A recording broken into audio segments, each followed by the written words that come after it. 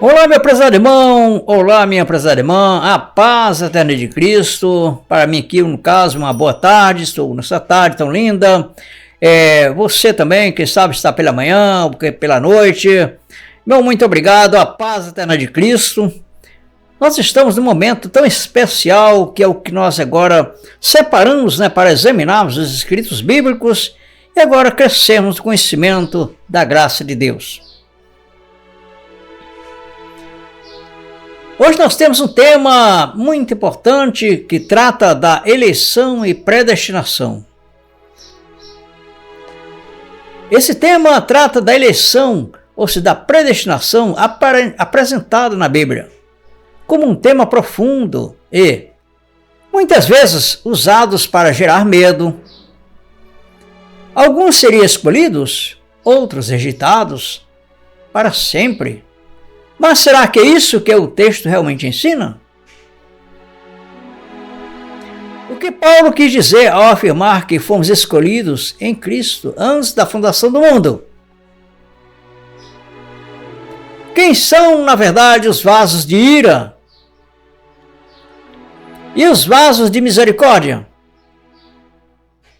E onde entram nessa história os que não foram eleitos? Se você já se perguntou se Deus ama a todos, mas escolhe apenas alguns, se esse assunto desperta dúvidas sobre sua justiça, responsabilidade, juízos, se você busca entender como a eleição se cumpre na consumação, sem virar uma predestinação universal, então este estudo é para você.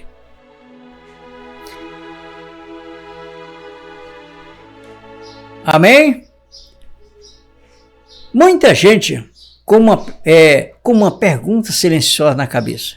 Ou seja, vive com uma pergunta silenciosa que às vezes ainda não chegou uma resposta para solucionar este problema. Às vezes a pessoa pergunta: e se eu não for um dos escolhidos? Isso gera medo.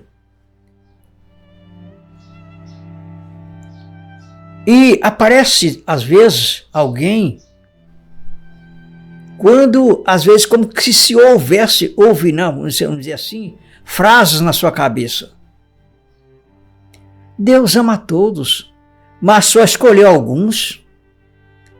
Ou se você não é predestinado e não tem o que fazer, isso afeta, na verdade, o dia a dia de forma direta. Isso causa uma ansiedade espiritual, porque às vezes passa por sua cabeça em dizer: talvez eu esteja fora desta eleição e nem sabia. Talvez eu esteja fora e eu não esteja sabendo. Ou seja, é uma culpa constante. É uma inquietação, é aquele provérbio popular, uma pulga na orelha. Ainda às vezes pode passar por sua cabeça: se eu caio, é sinal de que sou eleito, que não sou eleito. Se eu me sinto fortalecido, é porque é sinal que eu sou eleito. Mas quando, na verdade, eu sou eleito? Que garantia que eu tenho que eu sou eleito? Então surge ainda pressão religiosa em afirmar que você tem que estar no templo todos os dias para poder ser eleito. Que você tem que estar todos os domingos, a primeiro domingo de cada mês, para tomar ali um vinho como suposto sangue do Senhor. Comer um pedaço de pão como suposto corpo de Cristo, para você poder ser eleito. Ainda surge aquela pressão religiosa de que você, para ser um eleito, demonstrar que seja um eleito, você tem que desembolsar 20% dos seus rendimentos. Ainda surge mais aquela pressãozinha religiosa que você tem que estar, às vezes, de madrugada, madrugando lá em um tal do monte, em buscar Deus. Ainda mais outra, você tem que ter as vestes recomendadas pelo líder religioso. Ainda tem que mais outras. Você só deve ir ao lugar que for orientado, ou seja, que for concedido pelo seu líder religioso. Você tem que estar nos cultos todos os dias. E assim, segue uma lista interminável. Mas, como saber se eu sou um eleito de Deus? É para isso que você está aqui. É para examinarmos a palavra de Deus juntos e sairmos de uma ilusão religiosa, de uma fantasia religiosa, que hoje, às vezes, te deixa inquieto, que tira a tua segurança de você ser um eleito de Deus.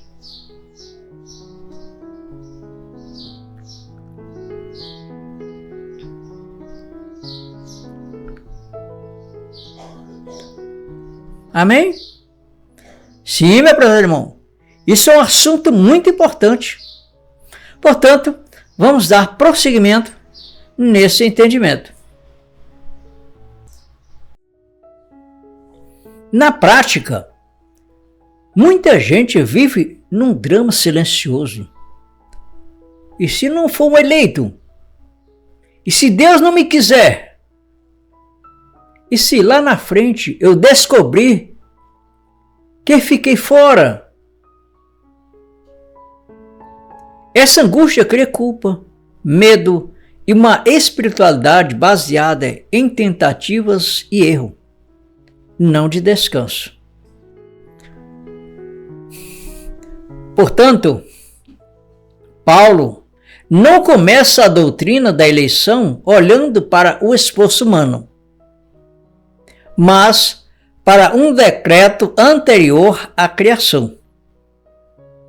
Deus nos escolheu nele antes da fundação do mundo, para começar. Em amor, nos predestinou para sermos adotados como filhos por meio de Jesus Cristo. Vamos ler isso em Efésios capítulo 1, versículo 4, versículo 5.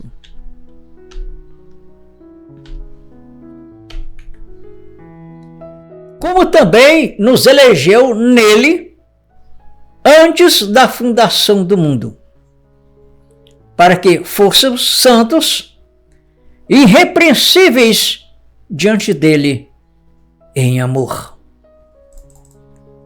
E nos predestinou para filhos de adoção por Jesus Cristo, para si mesmo, segundo o beneplácito e sua vontade.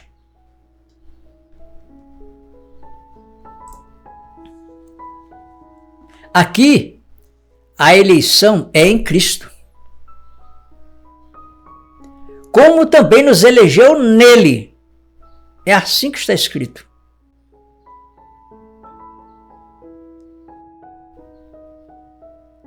Deus nos escolheu nele antes da fundação do mundo. Não em comportamentos ou decisões que você teve, ou alguma coisa ou algum tipo, uma atitude que você tomou, não. Ou alguma obra, algum benefício que você fez, não.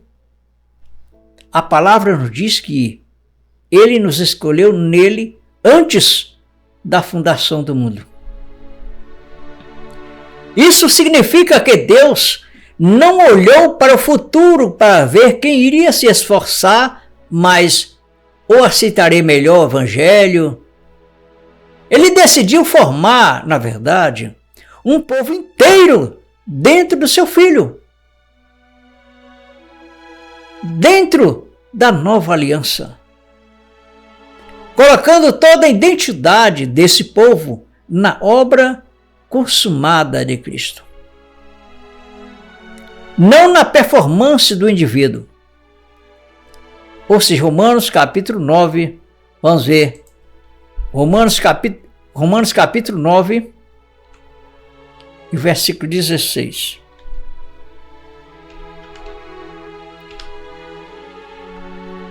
Assim, pois, isso não depende do que quer, nem do que corre, mas de Deus que se compadece. Vamos ler também 2 Timóteo, capítulo 1 e versículo 9. Você pode também acompanhar essas passagens bíblicas em sua própria Bíblia também. Tá? Amém? Portanto, isso é muito importante.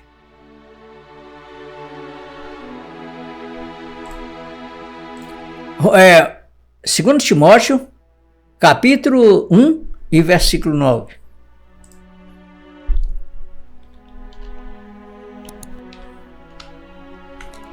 Que nos salvou e chamou com uma santa vocação, não segundo as nossas obras, mas segundo o seu próprio propósito e graça, que nos foi dado em Cristo Jesus.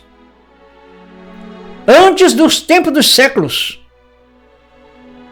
Portanto, meu prezado irmão e minha prezada irmã, examinando o que se conhece, examinando que você consegue ser forte, adquirir segurança na tua identidade como filho de Deus. Examinando, e nós estamos aqui para isso, para examinar, para podermos ser fortalecidos no amor de Deus, ser fortalecido na segurança, com a nossa identidade como filho de Deus. Aqui diz o seguinte, vamos reforçar novamente essa passagem. Que nos salvou e chamou com uma santa vocação, não segundo as nossas obras. Não foi pelo que você fez. Não foi pelo que você vai fazer. Não foi pelo que você deixou de fazer. Não. Olha o que diz, prosseguindo.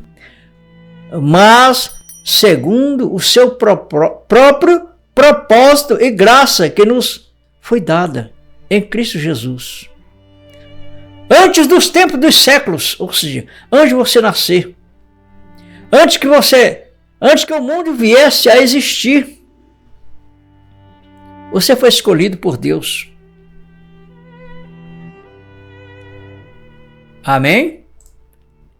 Em linguagem bíblica, Cristo é a semente prometida a Abraão, de acordo com Gálatas, capítulo 3, versículo 16, que nos diz: ora, as promessas foram feitas a Abraão e a sua descendência. Não diz e as descendências, como falam de muitas, mas como de uma só, e a tua descendência, que é Cristo. Portanto, a quem está em Cristo, e quem está em Cristo, é descendência de Abraão e herdeiros conforme a promessa. Gálatas capítulo 3 e o versículo 29. E se sois de Cristo, então sois descendentes de Abraão e herdeiros conforme a promessa. Logo, a eleição não é um sorteio de indivíduos soltos, mas a escolha de um corpo em uma cabeça, que é Cristo. Ele é o eleito, e nele todo o corpo é eleito.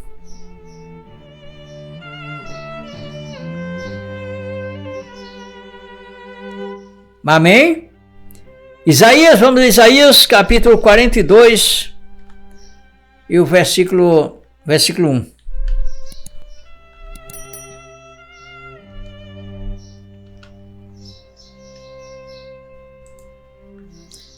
Eis aqui o meu servo, a quem sustenho, o meu eleito, em quem se compraz a minha alma. Pus o meu espírito sobre ele, ele trará justiça aos gentios. Ou seja, Jesus Cristo, o corpo físico de Deus, o eleito, e todos os eleitos estão eleitos nele. Ele é o eleito e nele todo o corpo é o eleito de Deus. E quem é o corpo que nós estamos tratando? A igreja.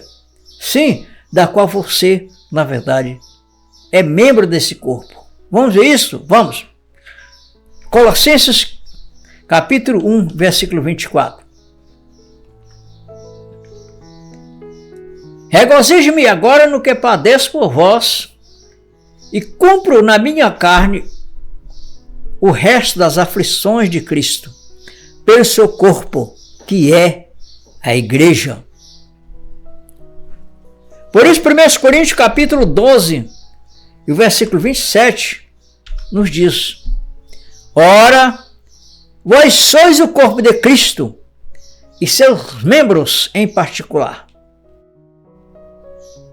Por isso, meu prezado irmão e minha prezada irmã, você como eleita de Deus, você como eleita, você na verdade em si, você é o templo do Espírito Santo. Ele não veio também habitar temporariamente em você. Não. Ele veio habitar permanentemente. Isso é maravilhoso. 1 Coríntios capítulo 3, versículo 16, nos diz: não sabeis vós que sois o templo de Deus e que o Espírito de Deus habita em vós?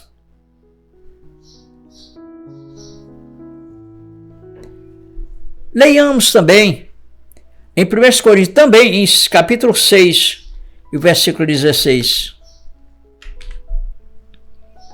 Ou não sabeis que o vosso corpo é o templo do Espírito Santo que habita em vós, proveniente de Deus, e que não sois de vós mesmos?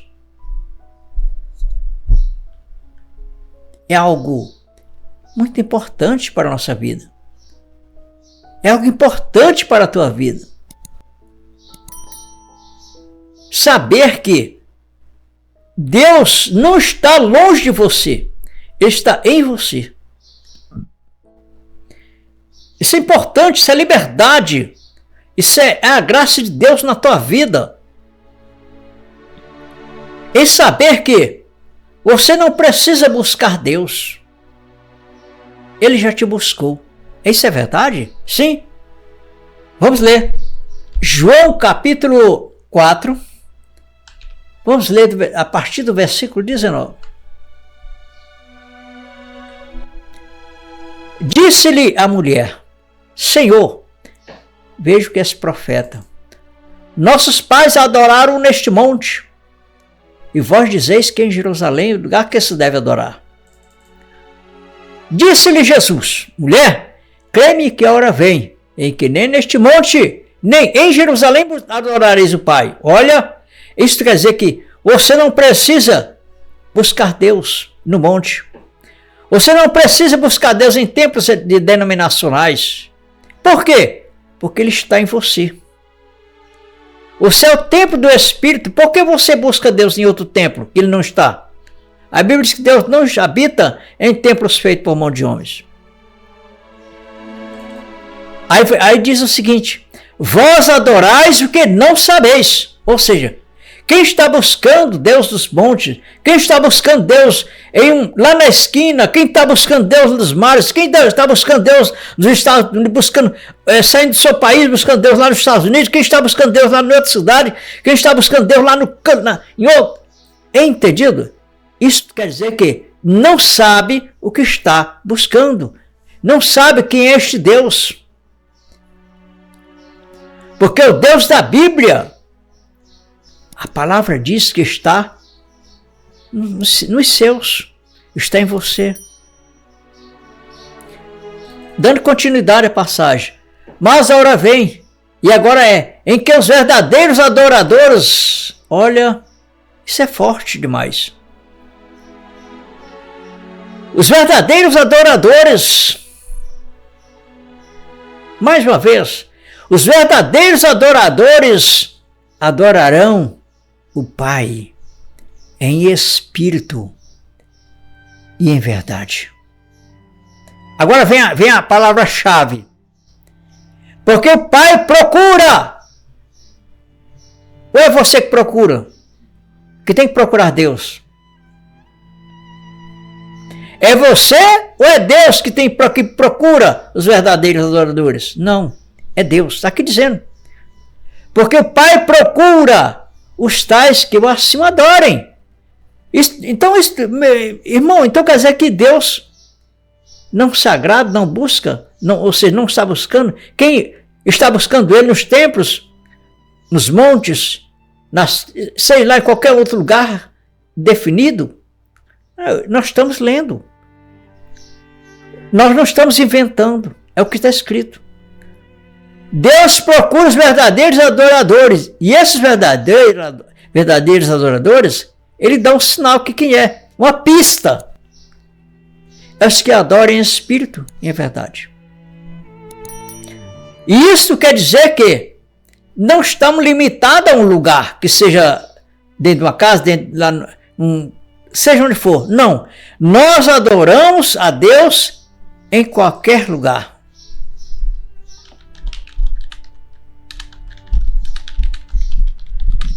Isso.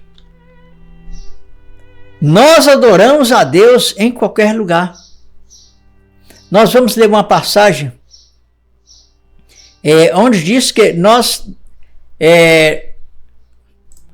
ou seja, com mãos santas levantadas, nós adoramos a Deus em qualquer lugar. Buscamos a Deus em qualquer lugar.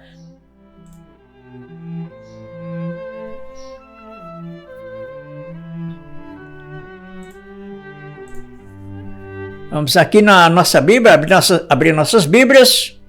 Aqui em 1 Timóteo, capítulo 2, e versículo 8. Olha só. 1 Timóteo, capítulo 2, versículo 8. 1 Timóteo, capítulo 2, capítulo 2, 1 Timóteo, capítulo 2, versículo 8. Olha só. Quero, pois, que os homens, tratando de humanidade, orem em todo lugar. Ou se buscar Deus, vamos dizer assim, mas na verdade, se não é buscar, Ele está em você. Buscar é um termo religioso. Levantando mãos santas, sem ira e nem contenda. Levantando mãos santas sem ira e nem contenda, em todo lugar. Ou seja, nós devemos adorar a Deus. Não buscar, não é o termo de buscar. Buscar, Ele está em nós. Nós devemos adorar a Deus em qualquer lugar. Reunidos com os irmãos. Pode ser, quem sabe, pode ser você até mesmo, um grupamento de irmãos em casas, como os irmãos no primeiro século faziam. Podemos ir ao lugar como os denominacionais, buscar Deus em um determinado espaço. Mas o que faz a diferença é o entendimento.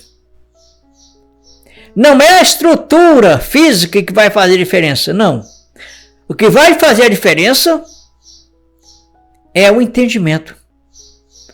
Porque uma coisa é buscar Deus, ou seja, adorar a Deus com entendimento. E uma outra coisa é adorar a Deus sem entendimento. A Bíblia fala que muitos adoram a Deus sem entendimento. Isso está escrito em Romanos. Nós vamos ler essa passagem. Em Romanos capítulo 10, versículo 2. Olha o que diz. 10, versículo 2. Dou-lhes testemunho de que tem zelo de Deus, mas não com entendimento. Porque quando a pessoa entende que Deus está tendo você como ter seu templo, como você vai buscar Deus em um outro lugar, sendo que Ele está com você?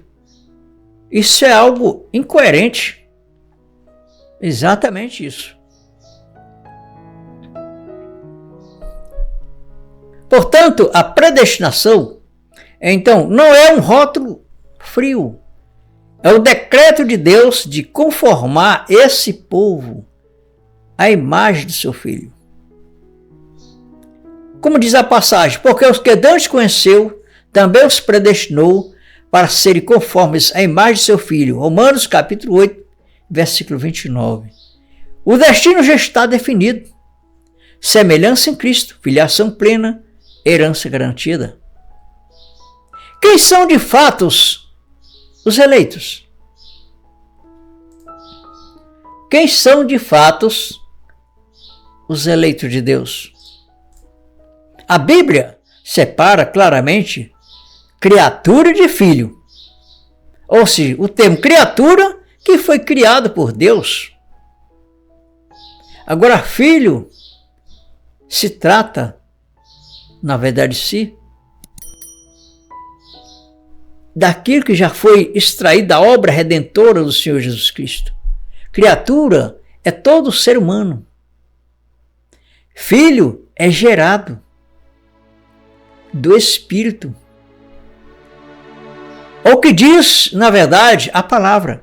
Mas a todos quanto receberam, deu-lhes o poder de serem feitos filhos de Deus, os quais não nasceram do sangue, nem da vontade da carne, mas de Deus. Em João, nós vamos ler também João, capítulo 1. João capítulo 1 e versículo 1. Olha o versículo 12. Mas a todos quanto receberam, deu-lhes o poder de serem feitos filhos de Deus, aos que creem no seu nome,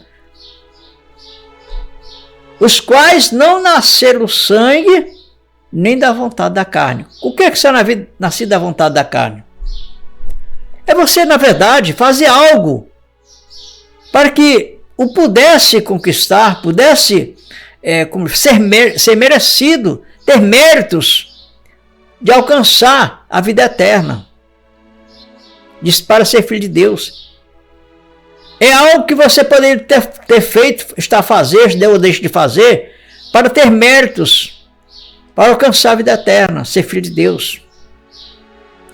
Mas a passagem nos ensina aqui que não nasceram do sangue, nem da vontade da carne. Da vontade da carne é algo que você faz, ou que você deixa de fazer para alcançar esse mérito. Ainda assim, em Tito, capítulo 3, versículo 5, nos diz o seguinte, olha: não pelas obras de justiça que houvéssemos feito, mas segundo a sua misericórdia, nos salvou pela lavagem da regeneração e da renovação do Espírito Santo. Isso é algo muito precioso na vida de nossa como filho de Deus. Nós não precisamos fazer algo, se esforçar, achar que estamos fazendo um esforço para ser filho de Deus. Não. Isso é algo enganoso quando nós se deparamos com isso, que você tem que fazer algo. Você tem que fazer as coisas para Deus, honrar, glorificar Deus, buscar de uma forma adorar Deus de coração. Porque você já alcançou, você já não pelos seus méritos, mas porque Deus te fez filho. Antes mesmo do mundo existir. Paulo confirma. Não são os filhos da carne que são os filhos de Deus. Olha só. Mas os filhos da promessa, que são contados como filho de Deus. É o que diz Romanos, capítulo 9, versículo 8. Isto é, não são os filhos da carne, olha só. Não são os filhos da carne que são os filhos de Deus. Mas os filhos da promessa são contados como descendência. Essa é a verdade, isso. Ou seja, não é este corpo físico que nós habitamos nele. Esse corpo físico nosso é como se, na verdade, fosse uma vestimenta. É como você se vestir hoje e amanhã você veste outra roupa. Ou seja, um dia nós vamos ser despidos deste corpo. Porque este corpo não é o que é o Filho de Deus. Este corpo reveste o Filho de Deus. Você, na verdade, está revestido deste corpo. Agora, um dia, você irá se despir deste corpo. Vamos ver isso? Tem base bíblica, tem fundamento, isso que estou falando? Tem. Vamos ver isso. 2 Coríntios, capítulo 5, versículo 1. Vamos lá. Paulo falando. Porque sabemos que se a nossa casa terrestre, será que Paulo está falando é da casa que ele estava morando, com os habitantes ali? Será que é aquela casa que Paulo está falando? É essa que eu estou embaixo, construída de tijolos, de madeira, cimento, que tem aqueles fundamentos de concreto? Será que é isso? Será que Paulo está falando é daqueles prédios aí na cidade? Não. Vamos ler novamente a passagem completa.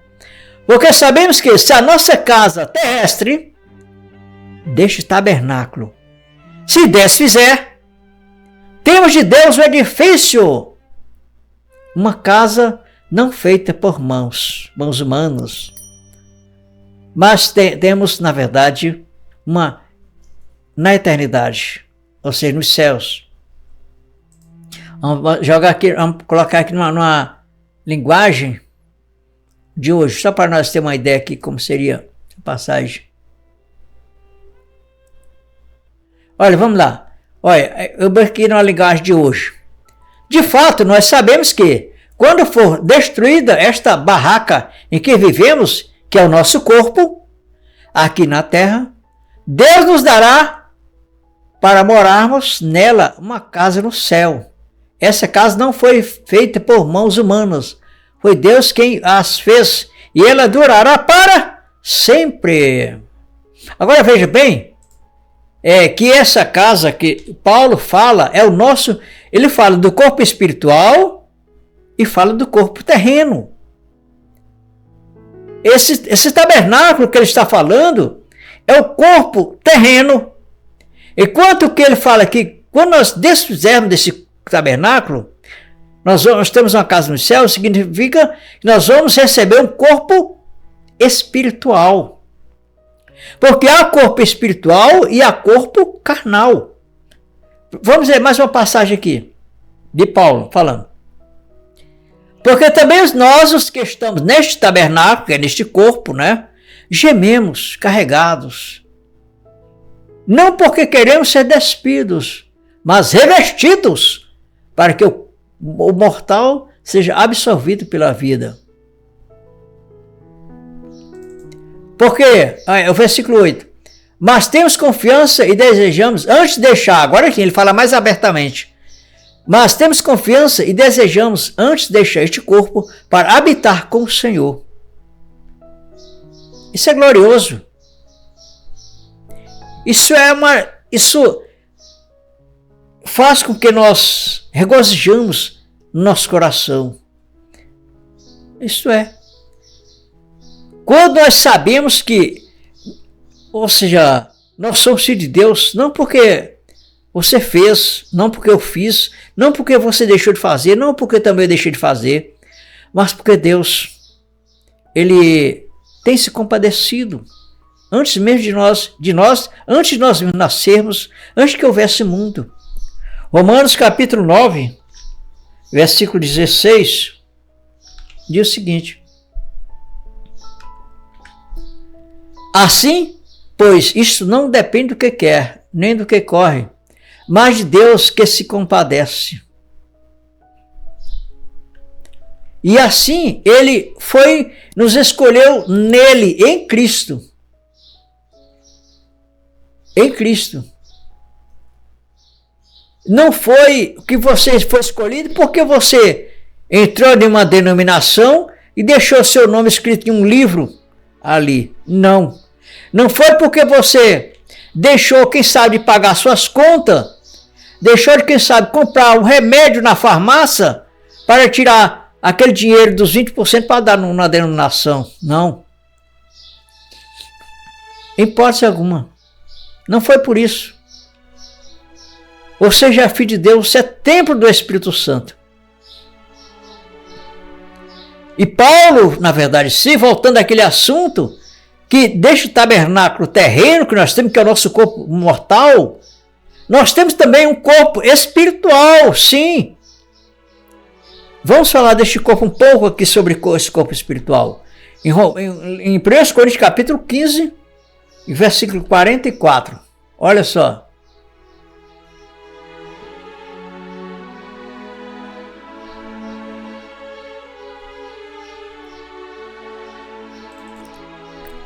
Olha, semeia-se corpo natural, ressuscitará corpo espiritual. Olha só.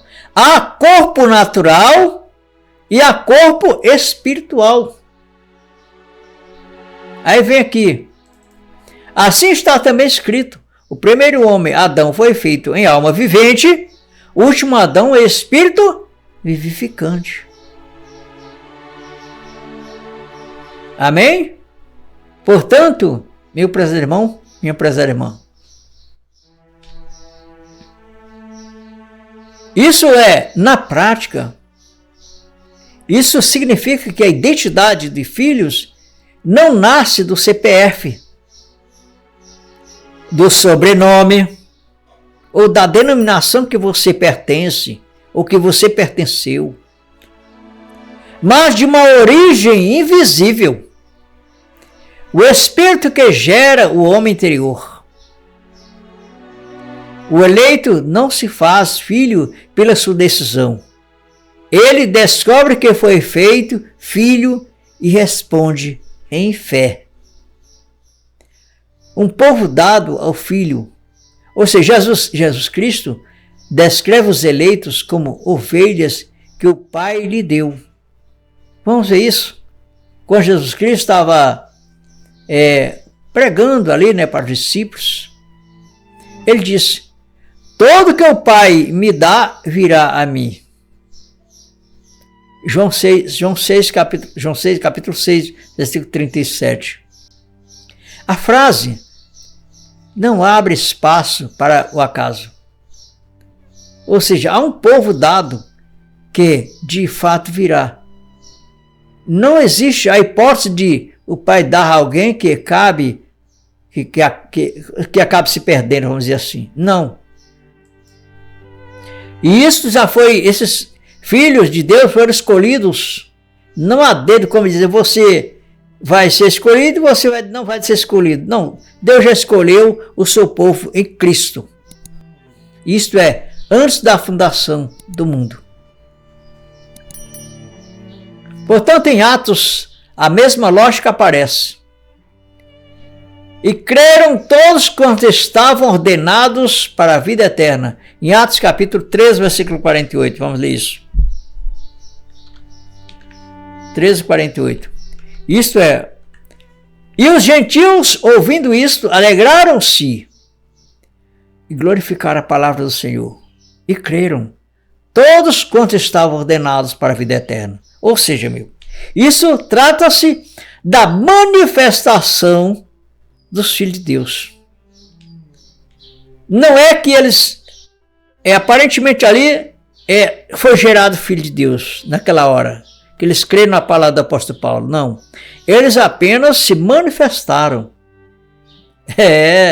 Os filhos de Deus, eles fazem se manifestar diante de situações. Não é que eles são gerados filho de Deus quando ele entra dentro de uma denominação. Ele não é gerado filho de Deus quando ele faz qualquer tipo de obras miraculosas, sei lá, faz qualquer algo que mente, você possa dizer assim, esse que é o filho de Deus. Não. Os filhos de Deus, eles se manifestam. Agora, meu prezado irmão, uma coisa é importante saber. Nenhum filho de Deus é filho de Deus porque creu na mensagem que um pregador está pregando. Não é porque o pregador foi bonzinho, pôs a mão na tua cabeça, não. Você não é filho de Deus por esses méritos. Você é filho de Deus porque Deus manifesta no teu coração e diz que você é filho. Vamos ver isso? Vamos sim. Em Romanos, capítulo 8, versículo 14. Porque todos que são guiados... vamos ler aqui. Porque todos que são guiados pelo Espírito de Deus, eles são filhos de Deus. Mas vamos ver o versículo... Deixa eu ver que é o 16. É o versículo 16. O próprio Espírito testifica com o nosso Espírito que somos filhos de Deus. Isso é maravilhoso. Você saber que você é filho de Deus, porque Deus testifica no teu coração. E por isso é que a Bíblia nos diz que você é guiado pelo Espírito. Não é por causa da mensagem do pregador, de alguém que esteja anunciando algo, mas porque Deus testifica no teu coração que você é filho. Não porque você ouviu algo, mas que quando você, às vezes, o teu coração se manifesta como filho, quando você ouve algo de Deus, genuinamente, porque você é filho. Exatamente. Portanto, meu prezado irmão, meu prezado irmã, sejam fortes no entendimento. Seja forte em buscar as coisas de Deus. Eu solicito a você que, se você ainda não se inscreveu no canal, é importante, solicito você que fique à vontade. Se quiser se inscrever, é importante para o nosso canal crescer mais ainda e levar esse entendimento a mais pessoas. Se também ainda não deixou seu like, deixe seu like. Isso é importante. E até o próximo vídeo. Um grande abraço.